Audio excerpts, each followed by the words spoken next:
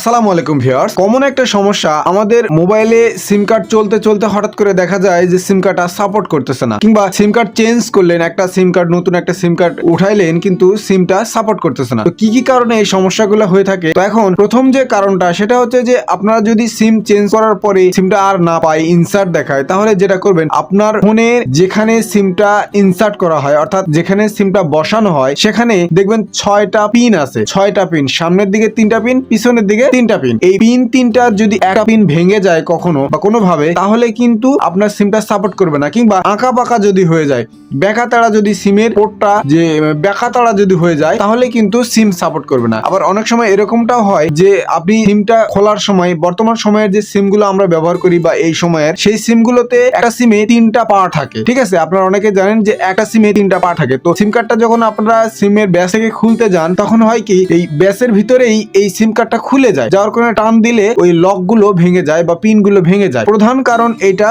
যে সিমের ব্যাস নষ্ট হলে সিম পাবে না। আবার এরকমও হতে পারে, আমরা যারা টাচ ফোন ব্যবহার করি, তো ডয়ারটাকে আমরা যখন বের করি, ডয়ারটাকে বের করার পরে আমরা সোজা করে ডয়ারটাকে বের করি, ঠিক আছে, কিন্তু যখন সিম আবার নতুন করে সাজানোর পরে সিম ডয়ারটা যখন আমরা এটাতে ইন করতে যাই, তখন হয় কি, এটা ভুলে যায় আমরা যেটা কোন দিকে ছিল। অনেক সময় আমরা এটা বুঝতে পারি না। তো ডয়ারটাকে আমরা কি করি, উল্টা দিক দিয়ে ঢোকানোর চেষ্টা করি। যদি একবার বা দুইবার আপনার উল্টা দিক দিয়ে ডয়ারটা অ্যান্ড্রয়েড ফোনে ইন করান, তাহলে কিন্তু ভিতরের যে 6টা পিন, এগুলো কিন্তু ভেঙে যাবে। সেটা অ্যান্ড্রয়েড ফোনের ক্ষেত্রে। আপনি যে সিমটা ব্যবহার করতেছেন, এই সিমটার একটা নিকেল আছে, মাঝখানে সোনালী কালার একটা নিকেল আছে, আপনারা দেখতে পাচ্ছেন। কোনোভাবে এই নিকেলটা যদি উঠে যায়, এই যে সোনালী কালারের নিকেলটা, এটা যদি কোনোভাবে উঠে যায়, মানে ছিলে যায় বা উঠে যায়, তাহলে কিন্তু এই সিমটা আর মোবাইলে সাপোর্ট করবে না। ঠিক আছে, তারপরেও আরো একটা কারণ হতে পারে এটা, যে একটা সিম আপনি ব্যবহার করতে করতে হয়তো বা আপনি অনেক দিন ধরে ফেলে রেখেছেন, 2 বছর বা 3 বছর, সেক্ষেত্রে আবার সিমটা যখন আপনি আপনার ফোনে ওঠাবেন, তখন কিন্তু সিমটা সাপোর্ট করবে না। অনেক ক্ষেত্রে সাপোর্ট করতে পারে, কিন্তু বেশিরভাগই সাপোর্ট না করার সম্ভাবনাটাই বেশি। ঠিক আছে, মূলত এটা হচ্ছে